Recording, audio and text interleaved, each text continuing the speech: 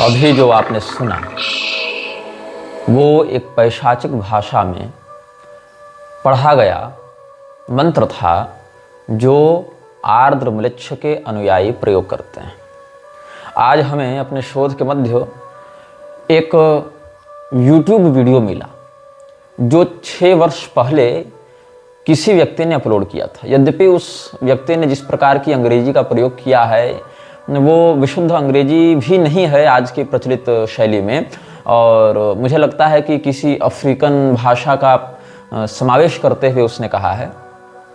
अनाम म्लेच्छ और आर्द्र म्लेच्छ के विषय में उसने कुछ बातें कही हैं। यद्यपि उन बातों में एक बहुत बड़ा हिस्सा मैथोलॉजी का है और उन बातों से हम सहमत नहीं हैं, लेकिन कम से कम इस व्यक्तित्व के विषय में वो जागरूक था और उसने वीडियो बनाया था। यद्यपि उस वीडियो को 6 वर्षों में मात्र 1700 लोगों ने देखा है, ज़्यादा लोगों ने नहीं देखा है। और आप इस वीडियो को रोककर, अभी जो आप वीडियो देख रहे हैं, हमारा यह जो अनुभाग आप देख रहे हैं, इसको रोककर YouTube पर जाएं। मैं जो कह रहा हूं उसको सर्च करें। जो सर्च करना है उस शब्द को मैं स्क्रीन पर भी दिखा दूंगा। ADRAMELECH space ENN space SATANIA आर्द्र म्लेच्छ इन सैतानिया, इस शब्द को आप सर्च करें। आपको एक वीडियो मिलेगा जिसमें आर्द्र म्लेच्छ का एक यंत्र दिया हुआ है और उसका एक मंत्र दिया हुआ है। लगभग 1 घंटे तक उस मंत्र को दोहराया गया है। यद्यपि उस मंत्र के भी अधिक श्रोता नहीं है, लगभग 2000 श्रोता ही होंगे इतने वर्षों में। लेकिन जिस सिस्टम में आप काम कर रहे हैं, जब मैंने ये श्रृंखला प्रारंभ की थी तो मुझे ये बिल्कुल नहीं पता था कि इस प्रकार की बातें भी इंटरनेट पर उपलब्ध हैं। मतलब आर्द्र म्लेच्छ का यंत्र मंत्र इत्यादि भी लोगों ने सार्वजनिक किया है किसी माध्यम से। ये मुझे उस समय संज्ञान नहीं था। जो कि मेरा जो शोध है उसका 80% हिस्सा अपने साधनात्मक माध्यम से और प्रकाशित पुस्तकों के अध्ययन के माध्यम से है। 20% हिस्सा इंटरनेट से प्राप्त होता है।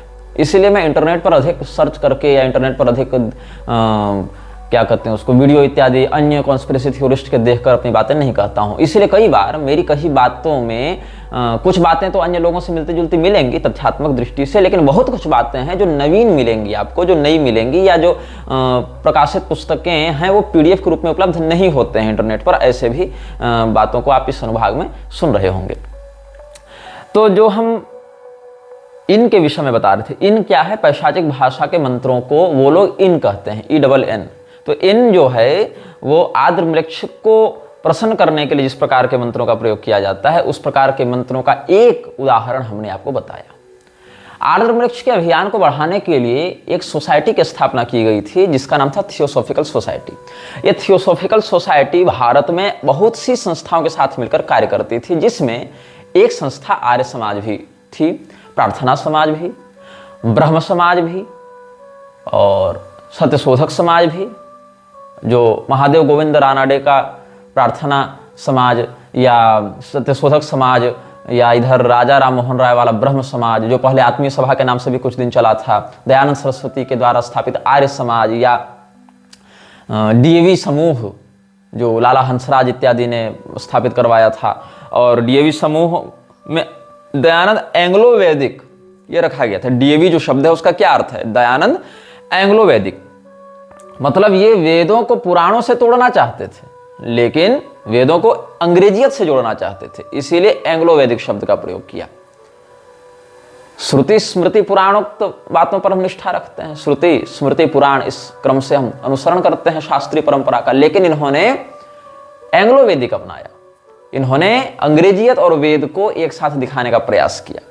पुराणों को वेदों के साथ दिखाने का प्रयास नहीं किया, अपितु पुराणों को तो एक सिरे से दयानंद ने अप्रामाणिक ही कहना प्रारंभ किया। पुराण उपपुराण ये सब मिथ्या जाल ग्रंथ हैं, ऐसा उसने कह दिया था। तो एक दल कार्य करता था। इस दल में अलग अलग पीढ़ियों के 32 लोग सम्मिलित थे। 32 लोगों में जो 32वां नाम है वो जब इसमें सम्मिलित हुआ तो ये दल बिखरने लगा। ऐसे तो पिछली पीढ़ी के लोग मरते गए थे, लेकिन इस दल के क्रियाकलापों में एक अवरोध आया। वो 32वां नाम किसका था ये हम आपको बताएंगे। लेकिन उस 32वें नाम से जुड़े हुए कुछ और रहस्य भी वर्तमान में समाज को उद्वेलित कर रहे हैं, उस पर भी हम चर्चा करेंगे। पहला नाम इसमें है हेलेना पेट्रोवना ब्लावात्स्की। हेलेना पेट्रोवना ब्लावात्स्की जो थी वो एक रशियन महिला थी और ये भारत में बहुत ही रहस्यमयी घटनाओं को प्रसारित करने में प्रसिद्ध मानी गई है। हम इस पूरे नाम को बार बार नहीं बोल सकते, नाम बड़ा है, उच्चारण में कठिनाई हो सकती है, लोगों को याद रखने में भी कठिनाई हो सकती है। इसीलिए इस महिला को हम मैडम ब्लावात्स्की कहेंगे या मैडम एचपीबी कहेंगे। एचपीबी या ब्लावात्स्की किसका नाम है? हेलेना पेट्रोवना ब्लावात्स्की का नाम है। तो इस दल में 32 लोग थे इस ब्लावात्स्की के अतिरिक्त। उसमें पहला था राजकुमार पावेल दोरोगोरुकी।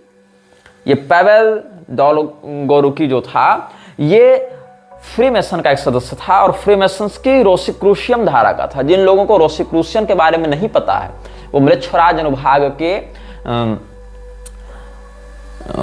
पुराने वीडियो को आप देखें, तब उनको रोसिक्रूशियन फ्रीमेसन्स के बारे में पता चलेगा। ये रोसिक्रूशियंस कौन थे, कहां से आए थे, इनका लक्ष्य क्या था, इनकी क्रियाकलाप की गतिविधियां क्या थी, हम पहले बता चुके हैं। तो रोसिक्रूशियन फ्रीमेसन्स के लिए कार्य करता था कौन? ये जो राजकुमार था पावेल दोरोगोरुकी, और इसके पास अपना एक पुस्तकालय था। उस पुस्तकालय में पैशाचिक शक्तियों को जगाने के लिए बहुत सी विद्याएं बताई हुई थी, वो पुस्तकें वहां रखी हुई थी, बहुत सी पांडुलिपियां थी इसके पास, और उन पांडुलिपियों में म्लेच्छराज की उपासना से संबंधित बातों को वर्णित किया गया था और उसी संग्रह का प्रयोग करके ये लोग अपने पैशाचिक गतिविधियों को अंजाम देते थे। ये कहाँ का था? ये रूस का था और ये हेलेना पेट्रोवना ब्लावात्स्की, मैडम ब्लावात्स्की का, एचपीबी का ये ग्रेट ग्रैंडफादर था, मतलब ये परदादा था। इन बातों को ध्यान से सुनते जाइएगा। इस दल में पहला नाम ये राजकुमार का था। दूसरा प्रिंस अलेक्जेंडर गोटिल्सिन। हाँ, प्रिंस अलेक्जेंडर, अलेक्सेंडर, रशियन उच्चारण में थोड़ा अंतर हो जाता है इसलिए मेरे संग की त्रुटि का क्षमा करेंगे। गोलिट्सिन ये एक रूस का प्रसिद्ध ऑकल्टिस्ट रहा है। ये पैशाचिक शक्तियों को समन करने में, डेमोनिक समनिंग्स में इसका बड़ा हाथ था और ये भी फ्रीमेसन्स का सदस्य था। और इसी ने मैडम एचपीबी को इस बात के लिए बचपन से तैयार किया, उत्प्रेरित किया, उसके परदादा के पुस्तकालय में रखे हुए उन पैशाचिक ग्रंथों के माध्यम से कि तुम पूरे विश्व में घूमो और इस प्रकार का संगठन बनाओ, इस प्रकार के लोगों को अपने साथ जोड़ो जो तुम्हारे अभियान में सहयोगी हो सकते हैं। तीसरा व्यक्ति था अल्बर्ट रॉसन। ये अमेरिका का था। पहले दो तो रूस के थे, ये तीसरा व्यक्ति अमेरिका का था। ये एचपीबी के साथ यात्रा में सम्मिलित रहता था, मतलब एक कंपेनियन चाहिए ना, हम सफर चाहिए, यात्रा कैसे करेंगे, अकेली महिला उतने प्राचीन समय में कैसे यात्रा करेगी, तो ये उसका हम सफर बनकर चलता था। इसका नाम था अल्बर्ट रॉसन और 1950 तक इसने एचपीबी का सक्रियता से साथ दिया। ये सब पिछली पीढ़ी वालों की बात है। पॉलस मोटामोन जो था वो एचपीबी का गुरु भाई था। मिस्र की राजधानी काहिरा, जिसको कायरो भी कहते हैं, जहां पर अयवास ने हुरपारक्रात के मंत्री की हैसियत से, हुरपारक्रात मतलब द लॉर्ड ऑफ साइलेंस, उसकी जो बातें हैं, उसका जो संदेश था उसको पहुंचाया था एलिस्टर क्रॉली तक। और इस विषय में हम आपको म्लेच्छराज के अनुभाग 11, 12, 13 इत्यादि में बता चुके हैं। इसीलिए मैं कहता हूं कि इस अनुभाग को आप सीरियली देखेंगे, क्रमशः देखेंगे, तब बातें समझ में आएंगी। अचानक से कोई मेरे वीडियो इस्कॉन पर देख ले, उसको लगेगा मैं गौड़ीय संप्रदाय का विरोध कर रहा हूं, जबकि इस्कॉन गौड़ीय संप्रदाय है ही नहीं। गौड़ीय संप्रदाय बिल्कुल अलग है। इस्कॉन एक एनजीओ ने हैजत किया है गौड़ीय के रूप, चिन्ह और परंपरा को। आर्य समाज के कोई वीडियो देखेगा तो उसको लगेगा कि मैं तो आर्य समाज का विरोधी हूं, मैं दयानंद का विरोध कर रहा हूं, उसको बुरा लगेगा। लेकिन जो सीरियली सारी बातों को देखेगा वो समझेगा कि ये कोई एक वीडियो नहीं है, ये वीडियो सीरीज है। ये डॉक्यूमेंट्री मैं जो आपको दे रहा हूं, ये कहां से इसका कनेक्शन, कहां से इसका संबंध जुड़ा हुआ है। तो कायरो ही वह शहर था जहां पर ऐवास को भेजा गया था कथित रूप से। ऐवास का चित्र भी हमने पिछले अनुभागों में सार्वजनिक किया हुआ है। एलिस्टर क्रॉली का भी चित्र हमने पिछले अनुभागों में सार्वजनिक किया हुआ है। तो जिस समय ऐवास ने एलिस्टर क्रॉली को मृक्षराज का संदेश दिया, उस संदेश के 123 महीने के बाद, जस्ट आफ्टर 123 मंथ्स, प्रथम विश्व युद्ध प्रारंभ हो गया था। और उसी कायरो शहर में पढ़ा करती थी कौन? HPB। हालांकि मैडम ब्लावात्स्की जब पढ़ती थी उसके बाद कायरो में ऐवास ने एलिस्टर क्रॉली को मृक्षराज का संदेश दिया था। लेकिन HPB के साथ कुछ लोग और जो वहां पढ़ते थे, मतलब वो जो पैशाचिक विद्याओं का अध्ययन करते थे, उसमें एक व्यक्ति का नाम था रोशन और एक व्यक्ति का नाम था पालोस मेटामोन। और पालोस मोटामोन जो है एक बहुत ही मतलब निपुण व्यक्ति हुआ, एक बहुत ही पहुंचा हुआ सिद्धहस्त हुआ इन विद्याओं में अपने सभ्यता में। फिर एक व्यक्ति का नाम था अगार्दी मेत्रोविच। अगार्दी मेत्रोविच हंगरी का था, ऑस्ट्रिया हंगरी, ऑस्ट्रिया के कारण ही विश्व युद्ध पहला प्रारंभ हुआ। तो ऑस्ट्रिया हंगरी ये पहले संयुक्त देश के रूप में जाने जाते थे, बाद में विभाजन हो गया था। तो हंगरी जो है उस देश का, जिन लोगों को हंगरी के बारे में नहीं पता उनको बता दूं कि भारत से बनी हुई पहली कार जो मारुति 800 के नाम से लॉन्च की गई थी, मतलब वो मारुति कंपनी ने बनाया था। और भारत में सबसे पहले मारुति 800 को किसने खरीदा था? तिरुपति बालाजी ट्रस्ट वालों ने, TTD ने खरीदकर तिरुपति बालाजी को चढ़ाया था, मतलब वो कार उनको दी गई थी। और पहली कार जो विदेश में एक्सपोर्ट की गई थी वो हंगरी में की गई थी, जहां तक मुझे जानकारी है। अस्तु, तो ये तो अतिरिक्त जानकारी हो गई, इसका इससे कोई संबंध नहीं था, बता दिया, मुझे याद आया। तो अगार्दी मेत्रोविच जो था वो हंगरी में गायक था और ये रेडिकल कार्बोनरी नाम का एक संस्थान वहां चलता था, उसका एक सदस्य हुआ करता था। तो 1950 ईस्वी में अल्बर्ट रोशन जब अस्वस्थ होने लगा और मैडम HPB के साथ लंबी यात्राओं को करने में समर्थ नहीं रहा, तो फिर अगले 10 सालों तक HPB के साथ यात्राओं को करने के लिए भेजा गया अगार्दी मेत्रोविच को। और साथ साथ ये दक्षिणी और पूर्वी यूरोप की यात्राओं में विशेष करके HPB का ये साथ देता रहा। इसके बाद इटली के एक व्यक्ति का नाम आता है जो HPB के लिए एक मेंटर का काम किया करता था। HPB को मैं इतना महत्व क्यों दे रहा हूं, इसको आप तब समझेंगे जब ये पता चलेगा कि HPB के कारण कितनी हत्याएं हुई हैं, HPB के कारण कितने नरसंहार हुए हैं। तो मैडम ब्लावात्स्की का दयानंद के साथ क्या संबंध था और उसका वैश्विक राजनीति पर या धार्मिक जगत पर क्या प्रभाव पड़ा, इसको समझने के लिए इन सभी लोगों को जानना जरूरी है। तो HPB के साथ पूर्वी और दक्षिणी यूरोप की यात्राओं में हंगरी का एक ओपेरा सिंगर था, वो साथ में रहता था, जो रेडिकल कार्बोनरी नामक दल के लिए भी काम करता था और उसका नाम था अगार्दी मेत्रोविच।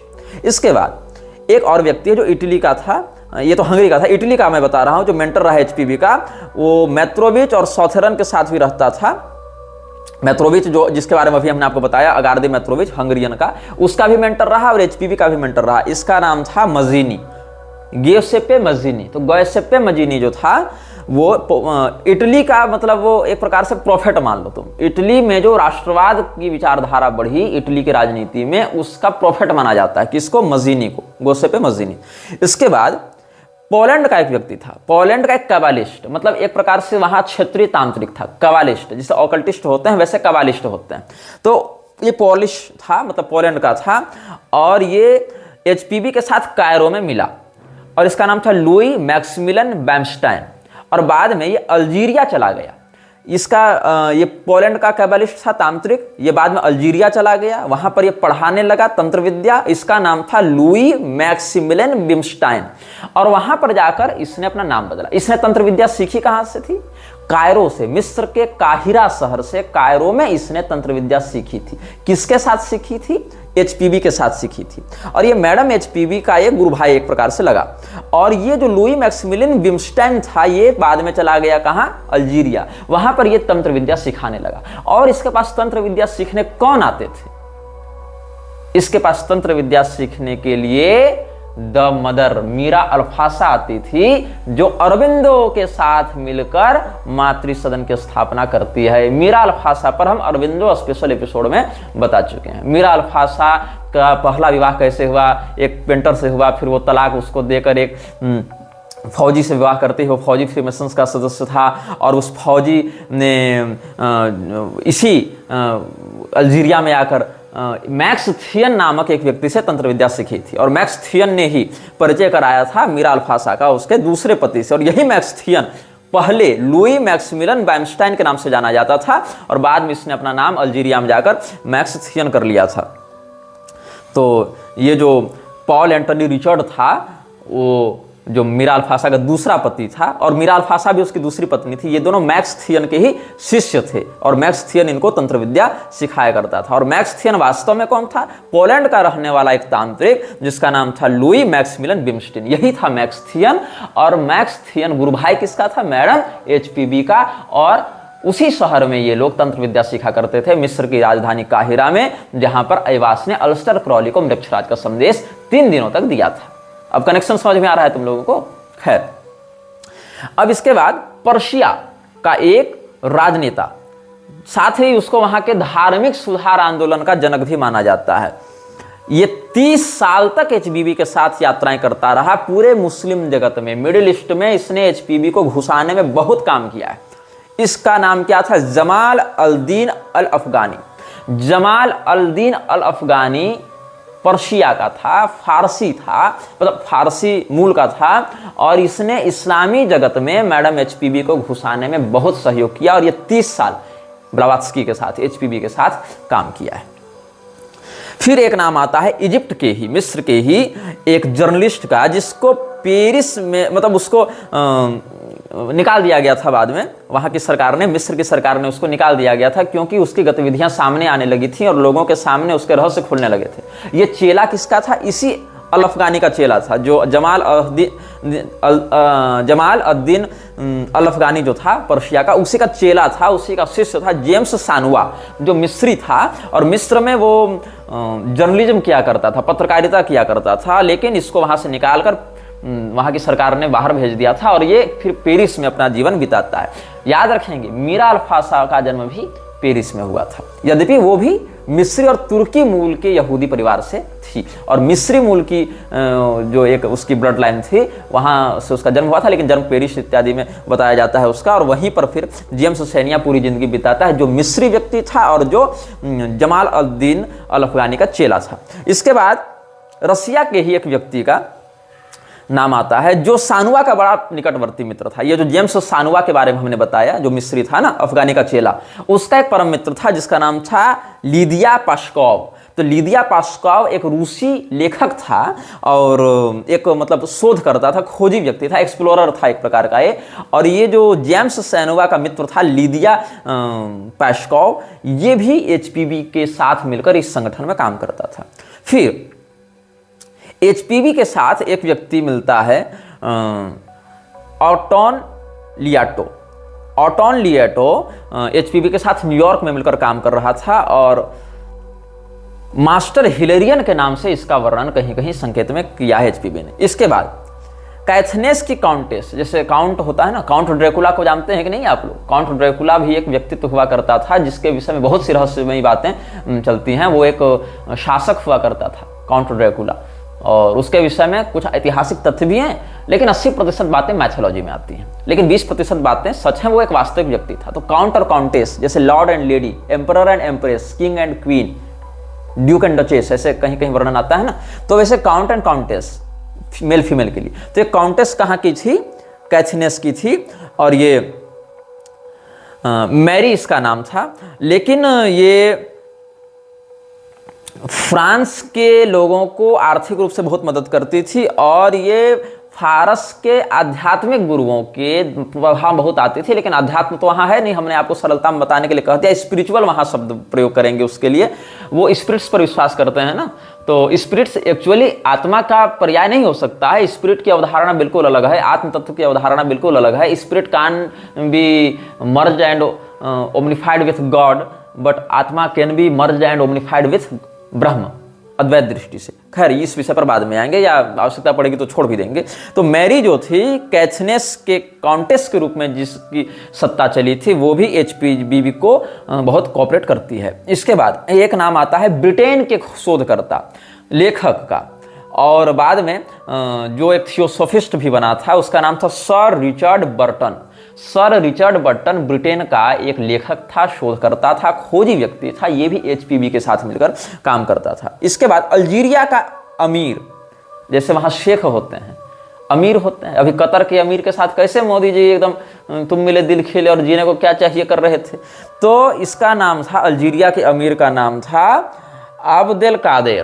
तो अब्देल कादेर को निकाल दिया गया था अल्जीरिया से।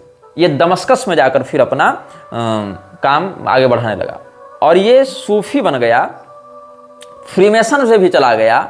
और इसकी मित्रता किससे थी? ब्रिटेन के खोजी सर रिचर्ड बर्टन से। तो सर रिचर्ड बर्टन की मित्रता किससे थी? एचपीवी से थी। और दूसरी ओर उसकी मित्रता थी अल्जीरिया के निर्वासित अमीर जो दमस्कस में रहता था, अब्देल कादेर से। तो अब्देल कादर ये दोनों मित्र हो गए। तो ये सब कड़ियां कैसे, ये सब मैंने लिखकर, शोध करके, क्रॉस वेरीफाई करके फिर अपने पास लिखकर डॉक्यूमेंटेड करके रखा है, वहीं से मैं पढ़कर आपको बता रहा हूं। इसके बाद ब्रिटेन का एक राजनेता, राजनीतिज्ञ कहें उसको, कूटनीति विशारद, जिसको डिप्लोमेट भी कहते हैं, जैसे भारत में सुषमा स्वराज एक डिप्लोमेट की हैसियत से काम करती रही, अभी एस जयशंकर काम कर रहा है डिप्लोमेट की हैसियत से, कुछ मामलों में शशि थरूर इत्यादि भी डिप्लोमेसी निभाए हैं बहुत मामलों में। तो ऐसे ही ब्रिटेन का एक डिप्लोमेट इजिप्ट में काम करता था जो अफगानी के साथ मिला हुआ था। अफगानी कौन? वही जो पर्शिया का एक धार्मिक सुधार आंदोलन का नेता बना हुआ था, जमाल अद्दीन अल अफगानी, जो जेम्स सेनुआ का गुरु था और जेम्स सेनुआ लिदिया पास्को का मित्र था।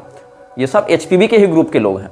तो ये जो व्यक्ति था ब्रिटिश डिप्लोमेट इजिप्ट में जो रहता था, उसका नाम था राफेल बॉर्ग। और राफेल बॉर्ग जो है वो 1870 से लेकर 1880 तक, जिस समय दयानंद, सत्यार्थ प्रकाश इत्यादि पर बहुत सक्रियता से कार्य कर रहा था, उस समय ये एचपीवी के साथ बहुत सक्रियता से कार्य कर रहा था। भारत में थियोसॉफिकल सोसाइटी को बढ़ाने के लिए मिस्र से सपोर्ट दे रहा था ये भारत में उस संस्था के गतिविधियों को। और ये कायरो में ही जो फ्रीमेसन्स का लॉज था, कायरो मैसोनिक लॉज, यहां वो काम करता था, यहां उसकी सक्रियता थी अफगानी के साथ मिलकर। राफेल बॉर्ग जो ब्रिटिश डिप्लोमेट था। इसके बाद एक नाम आता है अमेरिकी स्पिरिचुअलिस्ट का, और इसका नाम था जेम्स पेबल। जेम्स पेबल ही वो व्यक्ति था जिसने आर्य समाज को और थियोसॉफिकल सोसाइटी को एक करने में जी जान लगा दी थी। James payable. जेम्स पेबल्स एक अमेरिकी था और वहां पर वो लेक्चर दिया करता था स्पिरिचुअलिटी पर। तो स्पिरिचुअलिटी पर लेक्चर देते देते वो दयानंद से जुड़ा और एचपीवी से तो पहले से जुड़ा हुआ था। तो उसको यह समझ में आया कि वस्तुतः दयानंद जो करना चाहता है वही तो एचपीवी भी करना चाहती है। दयानंद जिस चीज को लागू करवाना चाहता है भारत में, जिस बात को लेकर ये चल रहा है, हम भी उसी को लेकर चल रहे हैं। इसीलिए हम दोनों को साथ में हाथ मिला लेना चाहिए। तो मैडम ब्लावात्स्की को दयानंद सरस्वती के साथ जोड़कर आर्य समाज और थियोसॉफिकल सोसाइटी के गठबंधन में एक बहुत बड़ा हाथ किसका रहा? जेम्स पेबल्स का। इसके बाद एक ब्रिटिश व्यक्ति का नाम है जो इमिग्रेंट था, न्यूयॉर्क में रहता था, यह भी जर्नलिस्ट था और ये भी फ्रीमेसन्स का सदस्य रहा, बहुत प्रोमिनेंटली उसके लिए काम करता था। रोसिक्रूसियन सोसाइटी का भी सदस्य रहा और ये एक समाजवादी व्यक्ति था और रोशन के साथ भी इसका बहुत निकटवर्ती संबंध रहा था। और ये व्यक्ति फाउंडिंग मेंबर भी रहा थियोसॉफिकल सोसाइटी का। इसका नाम था चार्ल्स सॉथरन। चार्ल्स सॉथरन एक ब्रिटिश आप्रवासी था जो न्यूयॉर्क में रहता था। फिर मॉस्को के एक जर्नलिस्ट का हम नाम लेना चाहेंगे। इस रूसी का नाम था मिखाइल कातकोव। तो मिखाइल कातकोव एक मतलब ये प्रकाशक था, मतलब एचपीवी जो लिखती थी उसको रसिया में प्रकाशन के माध्यम से, प्रेस के माध्यम से प्रिंट करके लोगों तक पहुंचाने का काम था इसी रूसी जर्नलिस्ट का। मॉस्को में इसका हेडक्वार्टर था। इसका नाम था मिखाइल कातकोव। और भारतीय रेवोल्यूशन में, इंडियन रेवोल्यूशन में फ्रांसीसी सहयोग के माध्यम से राजनीतिक कॉन्स्पिरेसी करने में, कॉन्स्पिरेटर था नहीं, तो राजनीतिक कॉन्स्पिरेसी करने में मिखाइल कातकोव का नाम बहुत कुख्यात है। भारतीय राजनीति को रूसी प्रभाव में लेने के लिए इसने फ्रांस से मदद ली थी और फ्रांसीसी लोगों के सहयोग से इसने भारत में राजनीतिक अस्थिरता को जन्म दिया था। इसका नाम था मिखाइल कातकोव और यही मैडम ब्लावात्स्की के लेखों को, उसकी विचारधारा को रूस में प्रसारित करने का काम करता था by printing them in Russian language। इन नामों को आप गूगल में सर्च करेंगे तो आपको बहुत कुछ जानकारी मिलेगी, लेकिन चूंकि इस विषय को हम ज़्यादा लंबा नहीं खींच सकते, एक एक व्यक्ति पर भी एक एक वीडियो बन सकता है, लेकिन अब आपको हम नाम बता दे रहे हैं, उसकी लोकेलिटी बता दे रहे हैं, उसके काम बता दे रहे हैं। मतलब ये नाम है, ये उसका जन्मस्थान या कार्यक्षेत्र रहा, और ये उसका मुख्य केंद्र बिंदु रहा कार्य का। तो ये सब आप 3 बातें जान गए, 3 बातों से आप फिर उसकी पूरी कुंडली निकाल सकते हैं। इसके बाद नाम आता है इसमें हमारे और आपके लाडले प्यारे स्वामी दयानंद सरस्वती का। दयानंद सरस्वती जो आर्य समाज का संस्थापक रहा और जिसको एक समाज सुधारक के नाम से जाना जाता है, उसका संगठन जुड़ता है, आर्य समाज जुड़ता है, थियोसॉफिकल सोसाइटी थे, इस व्यक्ति का नाम आया। इसके बाद एक और आर्य समाजी का नाम आया जो कि बहुत धनी व्यक्ति था, और ये ऑक्सफोर्ड में जाकर पढ़ाई लिखाई किया था और वहां पर कुछ भाषणबाजी भी किया था। बाद में ये एक अतिवादी राजनीतिक नेता के रूप में भी उभरा था, और इसने आर्य समाज को खूब पैसा दिया। इसने आर्य समाज के साथ साथ थियोसॉफिकल सोसाइटी को भी खूब पैसा दिया, और इसने वो पैसे कई बार सोने में दिए, not in currency but in gold. इसका नाम था, आप जानते होंगे, श्यामजी कृष्ण वर्मा। अच्छा, इसके बाद आगे चलते हैं। कश्मीर के महाराज, जिसको वेदांत विशारद भी ये लोग मानते हैं, और इसका नाम था रणवीर सिंह। ये कश्मीर का राजा, इसने भारत में थियोसॉफिकल सोसाइटी के लोगों के रहने, खाने, आने जाने के खर्चे को स्पॉन्सर किया था। रणवीर सिंह महाराजा ऑफ कश्मीर। ऐसा नहीं कि केवल मृक्षराज के अभियान को आगे बढ़ाने में जिन लोगों ने साथ दिया है वो लोग केवल विदेशों से ही आए थे। पूरे विश्व में अलग अलग स्थानों पर अलग अलग कुल खानदान के राज परिवारों से जुड़े लोग, कोई रूसी राज परिवार से है, कोई ऑस्ट्रियन राज परिवार से है, कोई कहीं का राजा है, कहीं का प्रिंस है, कहीं का इमाम है, कहीं का अमीर है, अल्जीरियन अमीर, रशियन प्रिंस, इंडियन किंग, सब जुड़े हुए थे ना। अलग अलग सत्ताधारियों के माध्यम से ये सारा अभियान आगे चल रहा था। तो कश्मीर के महाराजा रणवीर सिंह ने भारत में थियोसॉफिकल सोसाइटी को खर्चे के कारण अपना काम न रोकना पड़े, इसकी जिम्मेदारी ली थी और खूब पैसा देकर उसको स्पॉन्सर किया था। इसके बाद एक और नाम आता है सरदार ठाकर सिंह संधानवालिया। इसने सिंह सभा की स्थापना की थी। ये सिख हुआ करता था। सरदार ठाकर सिंह संधानवालिया ये थियोसॉफिकल सोसाइटी की पंजाबी शाखा थी, जो सिंह सभा का इसने गठन किया था। ये मैडम HPB की जो थियोसॉफिकल सोसाइटी थी उसका पंजाबी संस्करण था। ये सिंह सभा का संस्थापक ये भी इसमें जुड़ा हुआ था। तो इसमें हिंदू लोग भी थे, रणवीर सिंह जैसे लोग और श्यामजी कृष्ण वर्मा जैसे लोग। इसमें ऐसे लोग भी थे जो खुद को हिंदू तो नहीं मानते थे उस रूप में, लेकिन आर्य के रूप में स्थापित करते थे, जैसे दयानंद सरस्वती जैसे लोग। इसमें क्रिश्चियंस भी लगे हुए थे, इसमें यहूदी भी लगे हुए थे, इसमें रूसी भी थे, इसमें फ्रांसीसी भी थे, इसमें अमेरिकन भी थे, इसमें ब्रिटिश भी थे, इसमें अल्जीरिया के लोग भी थे, इसमें मिस्री लोग भी थे, इसमें तुर्की के लोग भी थे, इसमें ईरानी लोग भी थे। समझ रहे हो तुम कैसे ये संगठन आगे बढ़ा है। इसके बाद इसमें इंदौर के होलकर महाराज भी सम्मिलित थे। तो ये जो है वो न्यूयॉर्क से HPB के गतिविधियों को माइग्रेट करके भारत में स्थापित करने में होलकर के तात्कालिक महाराज का बहुत नाम था, बहुत काम रहा। और ये TS के साथ, मतलब TS मतलब थियोसॉफिकल सोसाइटी के साथ एक सीक्रेट अलायंस में थे ये होलकर के महाराज। इसके बाद सिंह सभा का एक को फाउंडर जो था, जो कि संधानवालिया का बड़ा परम मित्र था, उसका नाम था बाबा खेम सिंह बेदी। तो बाबा खेम सिंह बेदी जो है वो ठाकर सिंह के साथ, सिंह सभा के संस्थापक के साथ मिलकर ब्रिटेन की सत्ता के विरुद्ध भी कई बार गतिविधियों में लिप्त पाया गया था। अब देखो बात ऐसी है कि एक और ये लोग ब्रिटेन की सत्ता का विरोध करते थे क्रांतिकारी स्वतंत्रतावादी आंदोलनों के माध्यम से, किंतु दूसरी ओर ब्रिटेन की सत्ता का जो मूल उद्देश्य था भारत को ईसाईयत की ओर ढकेलना, उसके लिए भी थियोसॉफिकल सोसाइटी इत्यादि के साथ मिलकर ये कार्य किया करते थे।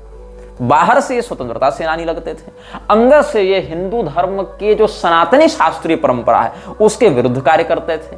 तो इससे क्या होता था कि जो लोग अंग्रेजों के विरुद्ध ही हैं वो भी इन लोगों के प्रभाव में आकर अंग्रेजों का विरोध करने के बहाने ही सही, लेकिन अपनी कुल परंपरा से दूर होते जाते थे। मूल उद्देश्य वही है कि हम अपनी सनातन परंपरा से दूर होते जाएं, अपनी शास्त्रीय आर्ष मर्यादा से दूर होते जाएं। इसी को कभी गुड़ खिलाकर, कभी जहर चटाकर, जैसा व्यक्ति माहौल देखे उस प्रकार से ये लोग करते रहते थे। इसके बाद एक और नाम आता है सरदार दयाल सिंह मजीठिया। ये जो था पॉलिटिकल लीडर था पंजाब में और एक सिख व्यक्ति था। ये एक फिलेंथ्रोपिस्ट था, एक परोपकारी कर सकते हैं, लोकोपकारी व्यक्ति। वहाँ एनजीओ टाइप का ये चलाता था, ये भी इसमें जुड़ा हुआ था। इसके बाद एक बंगाली का नाम आता है। कश्मीरियों का बता दिए, मराठियों का बता दिए, गुजरातियों का बता दिए, कृष्ण वर्मा इत्यादि का, और पंजाबियों का बता दिए, इधर मध्य प्रदेश वालों को बता ही दी। अब बढ़ते हैं बंगाल की ओर। यहाँ पर था एक व्यक्ति सुरेंद्रनाथ बनर्जी। ये बंगाली व्यक्ति था और ये इंडियन नेशनल कांग्रेस की स्थापना करने में इस व्यक्ति का बड़ा हाथ था। और अलकॉट को, कर्नल अलकॉट कौन है, इस पर भी हम बाद में आएंगे। उसका भी एक बहुत महत्वपूर्ण स्थान है दयानंद सरस्वती के जीवन में। तो कर्नल अलकॉट के साथ मिलकर इंडियन नेशनल कांग्रेस की स्थापना में, जिसमें एओ ह्यूम भी रहा, उसमें ये महादेव गोविंद रानाडे जो प्रार्थना सभा का रहा संस्थापक, उसका भी बड़ा उसमें हाथ माना जाता है। तो सुरेंद्रनाथ बनर्जी जो बंगाली रिफॉर्मर माना जाता है उसको, जो कि मजीनी से बड़ा प्रभावित रहा। मजीनी कौन है? मजीनी के बारे में हम आपको बता चुके हैं। गुसिप्पे मजीनी जो था वो इटली का एक प्रोफेट माना जाता है नेशनलिज्म के क्षेत्र में, और एचपीबी का मेंटर था। मेट्रोविच का भी मेंटर था। मेट्रोविच कौन था? अगार्दी मेट्रोविच, जो हंगरी का ओपेरा सिंगर था, रेडिकल कार्बोनारी का जो सदस्य भी रहा, और दक्षिणी और पूर्वी यूरोप में एचपीबी के साथ ये घुमा करता था। तो उसका ये मजीनी का ये बहुत समर्थक था, उसके विचारों से बहुत प्रभावित था सुरेंद्रनाथ बनर्जी। ये भी इसमें घुसा हुआ था। इसके बाद अब हम श्रीलंका की ओर चलते हैं, बौद्धों की ओर। इसमें बौद्धों का एक दल घुसा हुआ था जो सिंहली बौद्धों का बड़ा धर्मगुरु था, मठाधीश था। उसका नाम था सुमंगल उनानसे। तो सुमंगल उनानसे जो था वो बौद्धों का एक बहुत बड़ा धर्मगुरु हुआ करता था श्रीलंका में। और ये व्यक्ति इतना प्रभावी था उस क्षेत्र में थियोसॉफिकल सोसाइटी को आगे बढ़ाने के लिए कि थियोसॉफिकल सोसाइटी ने इसको अपने उपाध्यक्ष की मानद उपाधि दे रखी थी। मतलब वो उपाध्यक्ष भले नहीं था, लेकिन उपाध्यक्ष के लेवल का अधिकार सम्मान उसको दिया गया था। किसको? सुमंगल उन्नान्से को। ये बौद्धों का एक बड़ा धर्मगुरु श्रीलंका में हुआ करता था। इसके बाद एक नाम आता है अंग्रेजों के गुप्तचर का, जिसके कारण तिब्बत में बहुत खून खराबा हुआ। इसका नाम था, यह भी बंगाली था, शरत चंद्र दास।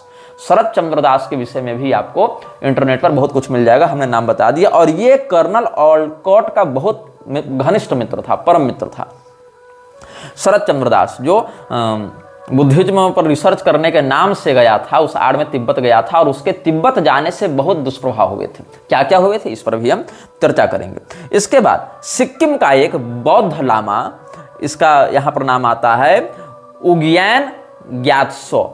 उग्येन ग्यात्सो के साथ जो घटनाएं घटित हुई वो बहुत दुर्भाग्यपूर्ण रही, और ये शरत चंद्र दास का सहयोगी था। जब शरत चंद्र दास तिब्बत में जाकर रिसर्च कर रहा था, ये सब तिब्बत गए क्यों थे, रिसर्च करने गए क्यों थे, ये समझ रहे हो? ये सारे अलग अलग लोग, कोई किसी समाज की स्थापना कर रहा है, कोई किसी एनजीओ का स्थापना कर रहा है, कोई कहीं पॉलिटिकली लेक्चर दे रहा है, कोई कहीं गायक है, कोई कहीं जर्नलिस्ट है, कोई शोध करता है, कोई कहीं का अमीर है, कोई राजा है, कोई प्रिंस है। मतलब ये अलग अलग डाइवर्सिटी देखो तुम, इनके कार्यक्षेत्र कितने अलग अलग थे।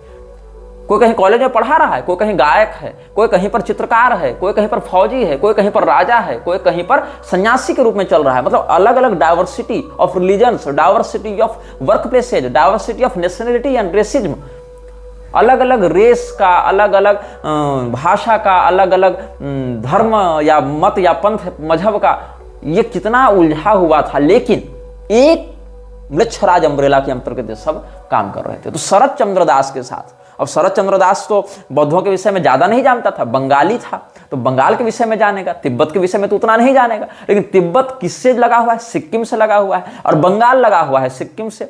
उसमें हालांकि अनडिवाइडेड बंगाल प्रोविंस बहुत बड़ा था, उसमें आज का उड़ीसा भी आ जाता है, उसमें आज का आसाम भी बहुत भाग आ जाता है, उसमें पूरा बांग्लादेश आता है, आज का पूरा बंगाल आता है, उसमें झारखंड बिहार के भी बहुत से भाग आ जाते हैं। तो अनडिवाइडेड बंगाल प्रोविंस बहुत बड़ा था, सिक्किम भी उससे लग जाता था। तो बंगाल की जो सिक्किम से लगने वाली सीमा है, वहां की संस्कृति बंगाल की उड़िया सीमा से थोड़ी अंतर पड़ेगी, बंगाल की बिहारी सीमा से थोड़ा अंतर पड़ेगा, बिहार का वो भाग जो झारखंड से लगता है उसकी भाषा शैली में अंतर है, उसके संस्कृति में अंतर है, बंगाल की वह सीमा जो नेपाल से लगती है या उत्तर प्रदेश के उत्तरी भाग से लगती है उसकी संस्कृति भाषा में अंतर पड़ेगा। तो बंगाल का जो मूल बंगाली स्रोत है वो शरत चंद्र दास के पास तो था, लेकिन तिब्बत का भाव उसको समझ में नहीं आ रहा था। तो तिब्बत में जाकर अपना काम बढ़ाने के लिए इसने सिक्किम के एक बौद्ध लामा का सहयोग लिया जिसका नाम था उग्यन ग्यात्सो, और उग्यन ग्यात्सो इसके साथ तिब्बत गया था। वहां पर इन लोगों की भेंट हुई थी पंचेन लामा के प्रधानमंत्री से। वहां जो लामा सब होते हैं अलग अलग, वहां पंचेन लामा क्या होता है इसके विषय में आप गूगल पर सर्च कर सकते हैं। तो पंचेन लामा का प्रधानमंत्री जो तिब्बत में था उसका नाम था सेंगचेन तुलकू, और सेंगचेन तुलकू ने ही शरत चंद्र दास को तिब्बत में एंट्री दी थी, उसके रहने खाने का प्रबंध किया था, जो कि बड़े पद पर था, वो पंचेन लामा का प्रधानमंत्री हुआ करता था। तो सेंगचेन तुलकू ने उग्यान ग्यात्सो के रेफरेंस पर शरत चंद्र दास को तिब्बत के एक मठ में प्रवेश करवाया था जिसका नाम था ताशिल हुनपो मठ।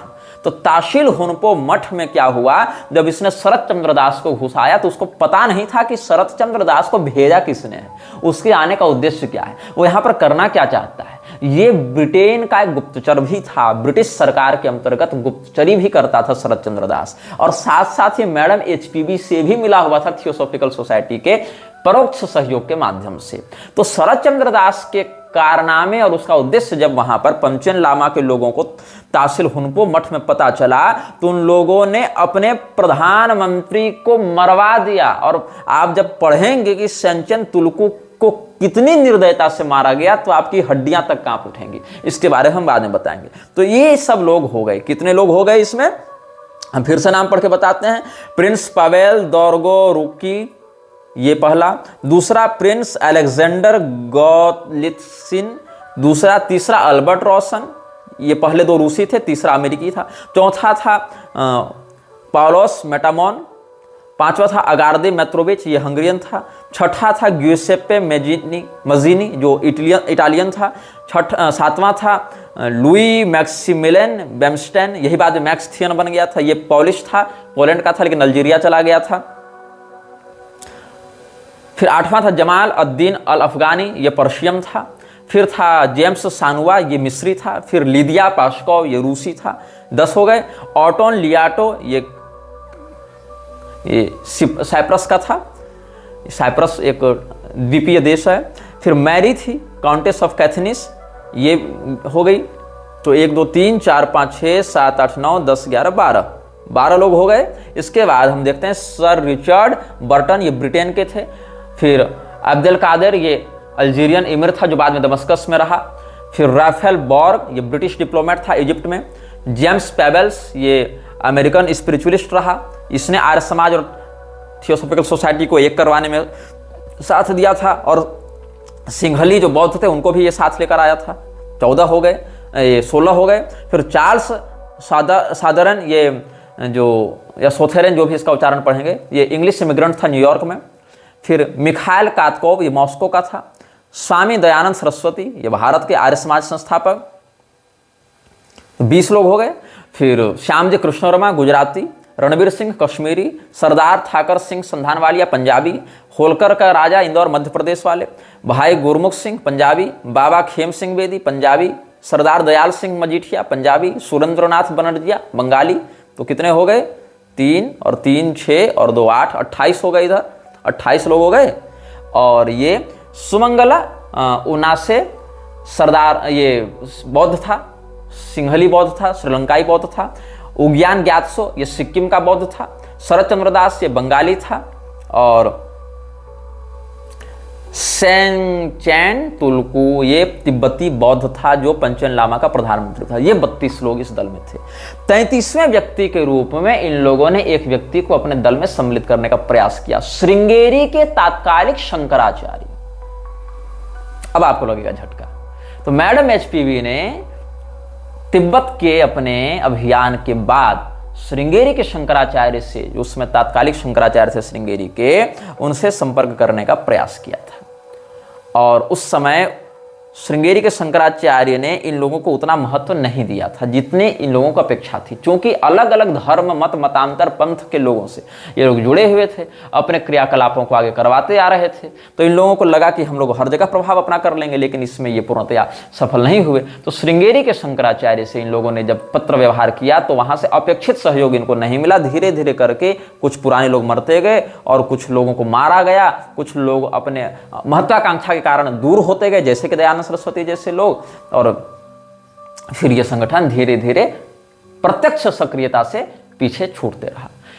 टीपू सुल्तान के समय या मराठा सैनिक जब परशुराम भाव इत्यादि के नेतृत्व में लड़ते थे, उस समय एक घटना घटित हुई थी। श्रृंगेरी के तात्कालिक शंकराचार्य ने टीपू सुल्तान से मदद मांगी थी। इस बात को लेकर बहुत विवाद होता है सनातनी जगत में, और ये एक दुर्भाग्यपूर्ण घटना हम अवश्य मानते हैं श्रृंगेरी के मठ के लिए कि उनको ऐसा नहीं करना चाहिए था। लेकिन आप अगर इतिहास के पन्नों को पलटें और अगर टीपू सुल्तान के विषय में आपको प्रामाणिक जानकारी चाहिए तो आपको पढ़ना चाहिए एक लेखक को, विक्रम संपत। विक्रम संपत ने टीपू सुल्तान के विषय में बहुत ही गहरा शोध करके अपनी जान को खतरे में डालकर भी बहुत प्रामाणिक बातों को सार्वजनिक किया है। तो आप विक्रम संपत को पढ़ या सुन सकते हैं अगर उनके पुस्तकें और वीडियो उपलब्ध हों आपके पास तो। और हालांकि कोई भी लेखक हो 100% सनातन धर्म के अनुकूल लिख रहा है या नहीं लिख रहा है ये तो शास्त्रीय समीक्षा का विषय है, लेकिन ऐतिहासिक जानकारियों के लिए विक्रम संपत अभी एक रिलायबल सोर्स हैं जो टीपू सुल्तान के फील्ड में अच्छा शोध कर चुके हैं।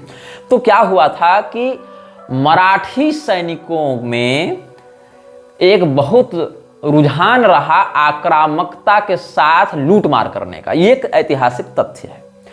और इस बात का अच्छा लाभ उठाया मुसलमानों ने। जब मुसलमानों ने देखा कि हम मराठों से सीधे सीधे टकराने में पीछे भाग जा रहे हैं, हट जा रहे हैं, और मराठों की छवि हिंदुओं के मध्य बड़ी अच्छी है, हिंदुओं के रक्षक के रूप में मराठों की छवि है। मतलब मराठा भी तो हिंदू ही थे ओरिजिनली, लेकिन मुसलमानों के विरुद्ध शिवाजी महाराज के समय से ही उनका जो अभियान था वो बहुत आक्रामक रहा था। तो इन लोगों ने क्या किया, मराठों की सेना में ही घुसपैठ करना आरंभ किया। क्योंकि मराठों की सेना में कुछ एक भाग मुसलमान सैनिकों का भी रहा था, तो यहां पर मुसलमानों का वह दल जो पिंडारी कहलाता था, आप ध्यान देंगे तो जिस व्यक्ति को शिरडी में साईं बाबा के नाम से पूजा जा रहा है वो व्यक्ति भी पिंडारी मुसलमान लाइनेज से संबंधित था, ऐसा भी एक बड़े विशेषज्ञों का कहना है। एक बड़ा दल यह भी मानता है। तो ये जो पिंडारी थे ये मूलतः हरियाणा से ऊपर बढ़ेंगे और अफगानिस्तान की ओर बढ़ते जाएंगे। हरियाणा से अफगानिस्तान की ओर जिस दिशा में बढ़ेंगे वो पूरा का पूरा एरिया जो है वो पिंडारियों का कार्यक्षेत्र रहता था। वहां से पिंडारी धीरे धीरे माइग्रेट करते हुए पहले मुगलों की सेना में घुसे, और मुगलों की सेना में घुसते घुसते फिर ये कहां आ गए, मराठों की सेना में। और पिंडारियों का काम क्या था, जहां पर मराठी सैनिक युद्ध करे वहां पर लूट मार करना मराठों के बैनर तले। तो वस्तुतः श्रृंगेरी के मठ पर जब आक्रमण किया गया तो श्रृंगेरी का मठ कोई राजा महाराजा का मठ तो है नहीं। श्रृंगेरी का मठ क्या है, वो एक ऐसा संस्थान है जो संस्थान धार्मिक कार्यों के लिए जाना जाता है, न कि सैन्य गतिविधियों के लिए जाना जाता है। तो वहां पर कोई सुरक्षा की विशेष व्यवस्था थी नहीं, लेकिन धन संपदा इत्यादि जो श्रृंगेरी के संस्थान में है वो तो किसी भी राजा महाराजा को लज्जित करने के लिए पर्याप्त है। तो इन्होंने सोचा कि हम सैकड़ों हजारों लोगों को मार के या उनसे मार खा के जो संपदा लूट रहे हैं, बड़े बड़े दुर्गों पर आक्रमण करके, उससे अच्छा है कि हम श्रृंगेरी के ही शंकराचार्य के मठ पर हमला करते हैं, और इससे क्या होगा कि हमको बिना अधिक सैन्य क्षति के ही अच्छा खासा धन मिल जाएगा। तो मराठों की सेना में जो पिंडारी मुसलमान थे उन्होंने मराठों के बैनर तले आक्रमण कर दिया श्रृंगेरी मठ पर, और श्रृंगेरी मठ में बहुत लूटमार की, भगवती की मूर्ति इत्यादि भी क्षतिग्रस्त की, वो भी लूट मार करके वो सब ले गए। तब अब मराठों से तो उम्मीद की नहीं जा सकती है कि आप हमें बचाइए, क्योंकि सेना तो उनकी ही है, बैनर झंडा तो उनका ही है, नारा तो परशुराम भाव इत्यादि का ही लग रहा है। और ये मुसलमान हैं, इनके साथ कौन व्यक्ति लड़े, क्योंकि ये तो खुद हिंदुओं की बैनर तले लड़ने आए हैं और हमारे पास श्रृंगेरी में अपनी सेना तो है नहीं कि हम लड़ें उनसे। तो मजबूरी में इन लोगों को मैसूर से टीपू सुल्तान से मदद मांगनी पड़ी, और टीपू सुल्तान की हालत उस समय बहुत खराब थी। एक तरफ से अंग्रेज मार रहे थे जो कि बढ़ोतरी की ओर थे, एक ओर से उसको मार रहा था जो मराठा सैन्य दल है वो मार रहा था। उसका स्वयं का जो जनाधार है उसके क्रूर गतिविधियों के कारण और हिंदू विरोधी निर्णयों के कारण समाप्त हो रहा था। तो न टीपू सुल्तान के पास अंग्रेजी समर्थन प्राप्त था, न टीपू सुल्तान के पास मराठों का समर्थन प्राप्त था, न टीपू सुल्तान के पास उसकी खुद की हिंदू जनता का, जो जिस क्षेत्र में वो शासन कर रहा था वहां के हिंदू जनता का समर्थन प्राप्त था। तो मिला जुलाकर टीपू सुल्तान को चाहिए था एक मौका जिससे वो अपने क्रेडिटिबिलिटी को रिवाइव कर सके। तो टीपू सुल्तान ने एक साथ 3 निशाने साधे। अपने क्रूर शासन कार्य के दौरान अपने हिंदू विरोधी गतिविधियों के कारण जो हिंदू जनता उसके विरुद्ध थी, उसने श्रृंगेरी के शंकराचार्य को विश्व का सर्वोच्च धर्माधिकारी एक प्रकार से घोषित करते हुए, बहुत प्रशस्ति गान करते हुए उसने जो पत्र लिखा है, जगतगुरु इत्यादि संबोधन करते हुए, वहां पर उसने खूब हाथी घोड़ा धन दौलत सोना चांदी इत्यादि उनको दिया।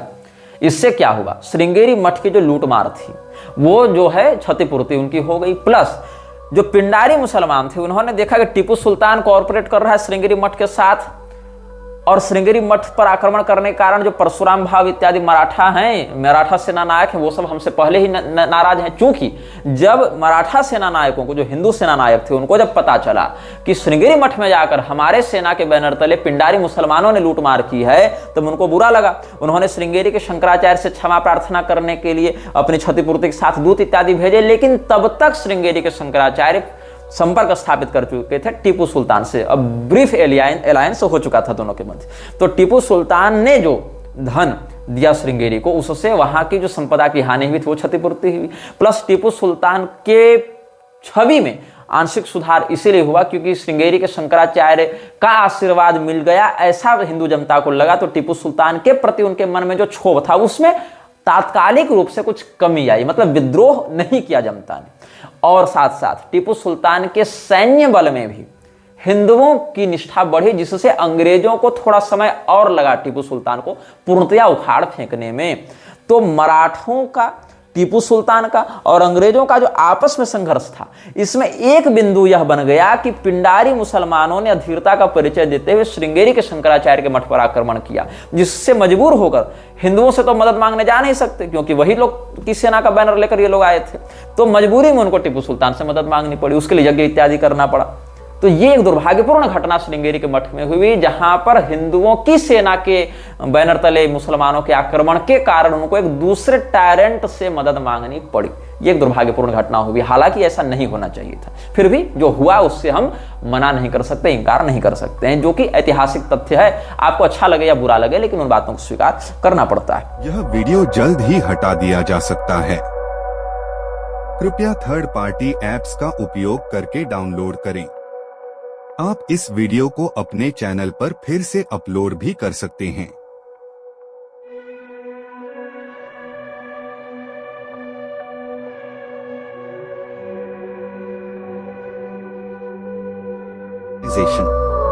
This video may get deleted soon.